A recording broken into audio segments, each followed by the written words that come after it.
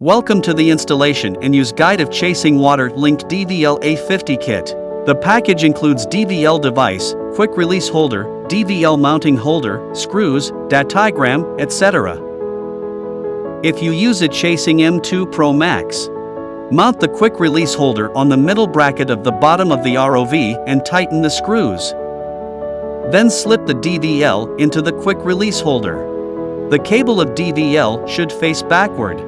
Finally, connect the DVL connecting cable to the ROV 4-pin connector and tighten the nut. And ensure that the angular range of the DVL launch is not obscured. The installation of Chasing WaterLinked DVL A50 kit is completed. If you use other models of Chasing industrial ROV other than Chasing M2 Pro Max, connect the DVL and mounting holder, and tighten the 4 screws. Mount the DVL mounting holder on the middle bracket of the bottom of the ROV. The cable of DVL should face backward, and tighten it with screws. Finally, connect the DVL connecting cable to the ROV 4-pin connector and tighten the nut. And ensure that the angular range of the DVL launch is not obscured.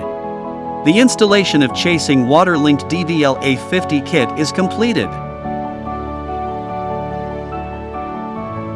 Please ensure your app version is greater than or equal to 4.9.2 before use. ROV firmware version is no lower than 1.7.6.0, and the docking station version is no lower than 2.1.0.0. Calibrate the device in the settings.